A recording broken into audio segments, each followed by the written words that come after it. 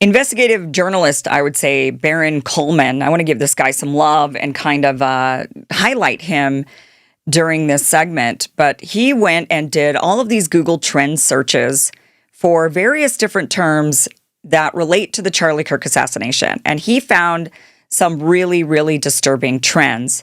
Baron Coleman has very few subscribers on YouTube. I think he's got, let me see how many subscribers he actually has. Only 3,000, almost, 3,500 subscribers. And he's been doing some really great live streams over the last few weeks about Charlie Kirk and the assassination. You should follow the guy. I'm just going to play a few of his clips because I've just been so impressed with his what he's been doing. But look at these bizarre searches that were done. Let's go ahead and watch. This is Baron Coleman. George Zinn. You can see here where George Zinn was arrested. There's a little blip on September 10th in the District of Columbia. I'm assuming this is everybody racing to the computer to figure out who is the guy they just arrested. I don't know what this is. Maybe a few days later, people go. But look here, July 20th. Now, this July 20 is going to become very important tonight. Wonder if anybody Googled the hospital where they took Charlie Kirk. They took him to Timpanogos Regional Hospital. That's there in the district. That's there in Utah. They have, I think, a campus in Orem, Utah. So I go District of Columbia. Here's where, again, on September 10th, 11th, right there, you see the searches for Timpanogos Regional Hospital, people looking for where they took Charlie Kirk. But you'll see this spike of interest in Timpanogos Regional Hospital out of D.C., and then no interest for 2 solid months before the shooting. But again, keep in mind that July 20 anchor date. Here we have a July 16, 2025. And then we have a July 3, and we have a June 28. And if you go out 12 months, you'll notice you even had one back then, and then this all kind of goes out. So something's going on here at the Timpanogos Regional Hospital search.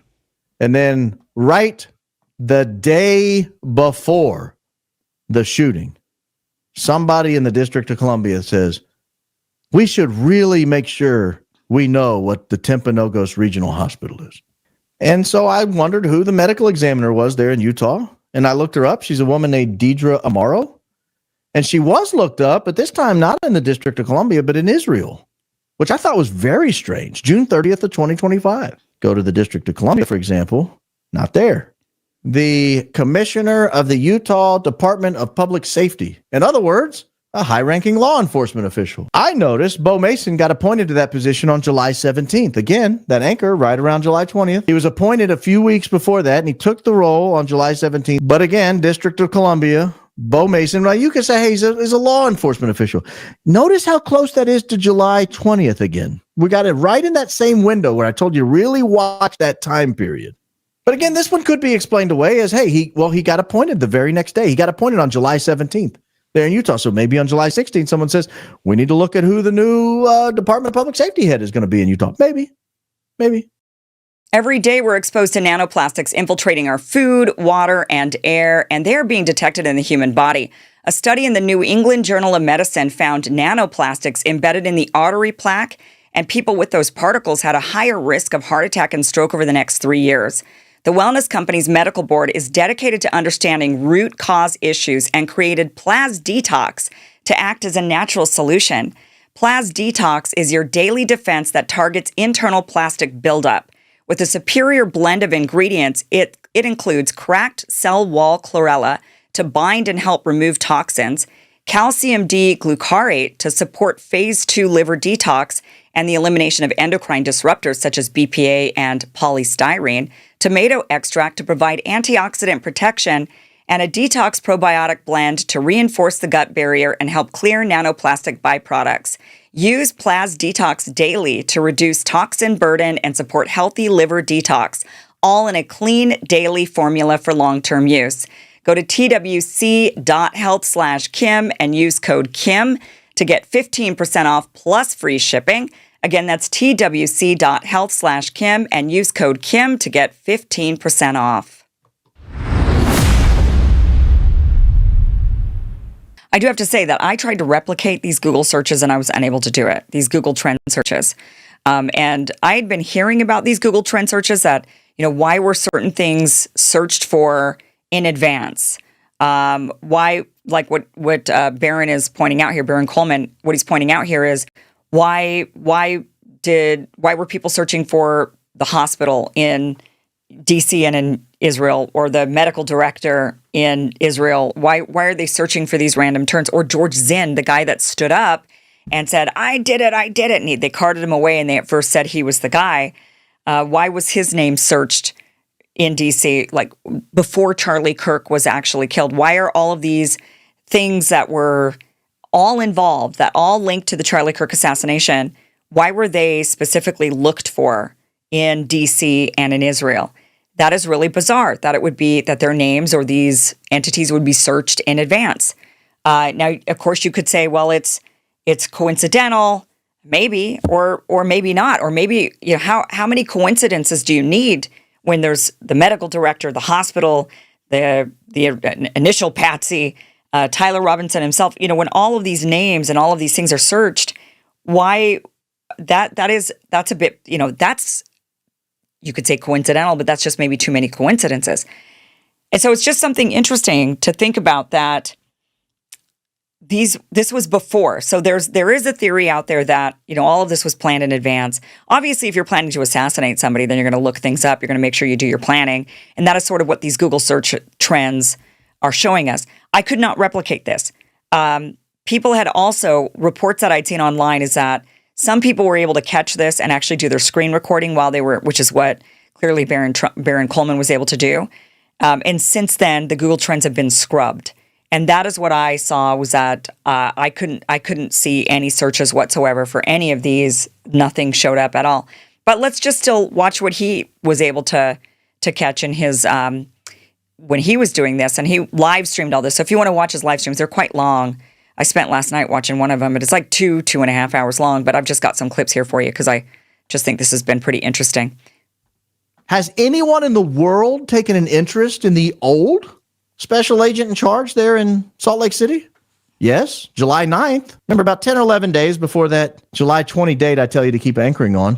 On July 9th, somebody looks up the old special agent in charge, Mahtab Syed. And lest you think that's kind of a name that, well, maybe that's just a particular, hey, I even added the middle initial, Mahtab A. Syed. Again, Israel. Again, August 10th. What about the new guy? Who replaced him? Robert Bowles replaced him. Well, let's look up Robert Bowles. Anybody in the world looking at Robert Bowles? Yeah, our friends in Israel, or an IP address originating in Israel.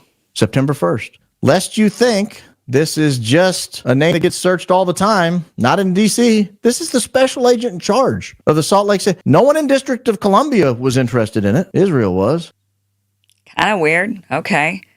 And this guy was living with someone who may or may not be transitioning from male to female and may or may not wear puppy dog costumes and think he's a dog or something. But his name was Hunter Kozak, K-O-Z-A-K. Lo and behold, our friends in Israel were searching the name Hunter Kozak, or someone with an IP address originating in Israel.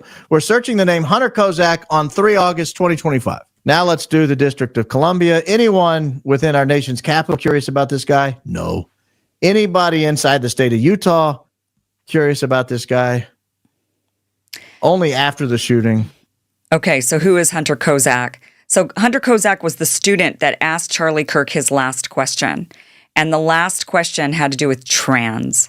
So he's like, he asks him about trans, and then Charlie Kirk gets shot by supposedly somebody who's dating a trans furry. And what Barron is pointing out is that this name was searched in Israel before the event. Now let's talk about that spy. Remember that plane that was suspicious, kind of disappeared from the radar? What about that? A Bombardier Global 6500 with the tail number November 1098 Lima. And on the day Charlie Kirk was died, it made two very interesting flights and deviations from flights.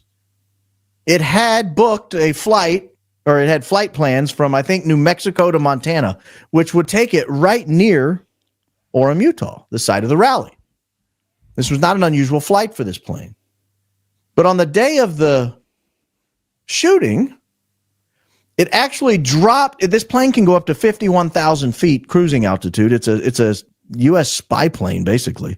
And on the day of the shooting, it comes all the way down to 203 or 204 feet off the deck, off the ground, and it's flying at nearly stall speed. The first time it did that was heading north on its path to Montana. It deviates from its flight plan. It comes down to from 30 to 50,000 feet in the air. It comes all the way down to 204 feet, and it flies within 2 miles of the campus of Utah Valley University.